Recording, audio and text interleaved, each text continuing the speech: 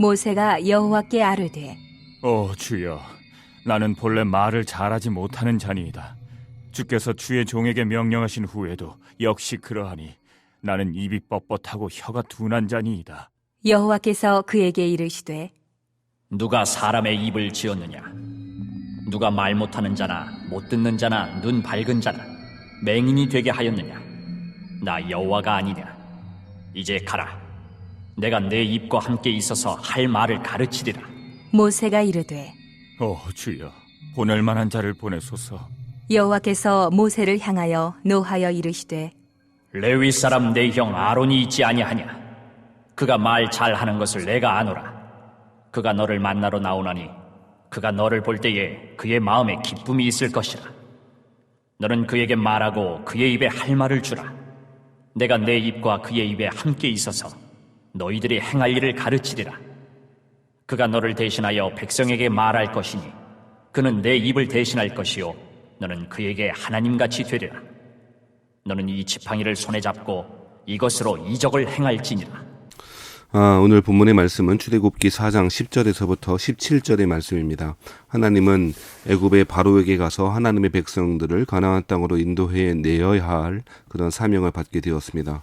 하지만 모세는 그러한 사명을 거절합니다. 자신은 그럴 만한 능력도 없으며 그럴 만한 용기도 없음을 하나님께 그렇게 항변하고 있습니다.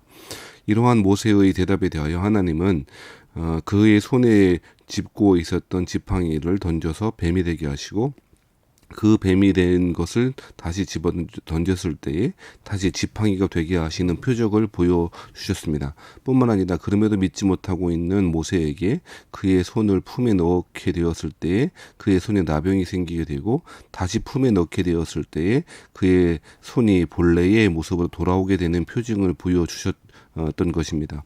하나님은 분명히 하나님의 능력을 모세가 경험하도록 해주셨고 하나님의 사명을 감당하도록 그렇게 초청하고 계시는 것이죠. 그럼에도 불구하고 모세는 오늘 본문의 말씀에 보면 계속 핑계대고 자신은 할 수 없다고 이야기하고 있습니다. 그 핑계 중에 하나가 10절에 나와 있는데 자신은 말을 본래 잘하지 못하는 사람이라 라고 이야기하고 있습니다. 모세가 오해하고 있는 것이 있습니다. 그 오해가 무엇입니까? 바로를 설득하는 것이 자신의 능력과 자신의 언변에 있다고 착각하고 있는 것입니다. 하나님 그에 대해서 11절에 뭐라고 말씀하시죠?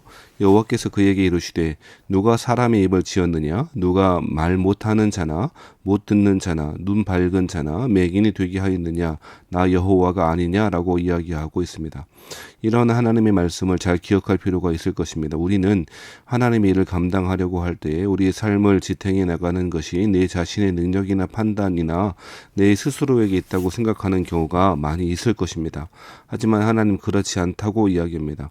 하나님이 무엇인가를 명령하신다면 그것은 하나님이 하시겠다라고 하는 선언일 것이고 그에 필요한 하나님의 모든 여러 가지 자원과 능력들을 하나님이 주시겠다라고 하는 선언일 것입니다. 사랑하신 여러분, 때때로 우리는 이것 때문에 저것 때문에 할 수 없다라고 좌절하거나 핑계댈 때가 많이 있을 것입니다. 사랑하신 여러분, 하나님이 무엇인가를 명령하시면 그 명령에는 반드시 그 말씀을 그 명령을 따라 순종할 만한 능력과 지혜와 모든 것을 주시는 분이심을 우리는 기억해야 할 것입니다. 이 순간에도 우리의 삶을 지탱해 주시는 분이 하나님이심을 알고 순종하시는 저와 여러분 되었으면 좋겠습니다. 그래서 12절 말씀에 보면 이제 가라 내가 내 입과 함께 있어서 할 말을 가르치리라 라고 이야기했습니다. 말 못하는 자라라고 하는 핑계에 대하여 12절에는 직접적으로 하나님께서 할 말을 가르쳐 주시겠다라고도 그렇게 이야기하고 계시는 것이죠. 그때 13절에 또 모세가 뭐라고 합니까? 오 주여 보낼 만한 자를 보내소서라고 이야기합니다. 자신은 그럴 사람 아니고 그럴 능력도 없으며 오히려 하나님이 자신을 보내신 것이 잘못된 판단이라고까지 항변하고 있는 것이죠. 이러한 모세의 태도에 대하여 14절의 말씀에 보면 여호와께서 모세를 향하여 노하여 분노하셨다라고 그렇게 이야기하죠. 그러면서 레위 사람 내 형 아론이 있지 아니하냐? 그가 말 잘하는 것을 내가 아노라. 그가 너를 만나러 나오나니 그가 너를 볼 때에 그의 마음에 기쁨이 있을 것이라 라고 이야기하십니다. 그래서 아론을 돕는 자로 조력자로 붙여줄 것이고 그 아론을 통해서 백성들에게 말하게 될 것이다 라고 그렇게 이야기하고 있는 것이죠. 그러면서 결론적으로 17절 말씀에 뭐라고 이야기합니까? 너는 이 지팡이를 손에 잡고 이것으로 이적을 행할지니라 라고 이야기하고 있습니다. 뱀이 되었던, 던졌을 때 뱀이 되었던 지팡이, 그리고 다시 던졌을 때에 다시 지팡이로 되돌아왔던 그 지팡이를 가리키는 것이죠. 하나님의 능력을 경험했던 것, 그 하나님의 주권과 하나님의 능력을 잊지 말고 그것을 손에 붙잡고 하나님의 일을 감당하라 라고 그렇게 이야기하고 있는 것이죠. 사랑하신 여러분, 하나님은 우리의 삶 가운데 여러 모양으로 기적을 베푸시는 기적을 베푸시는 하나님이심을 믿으시기 바랍니다.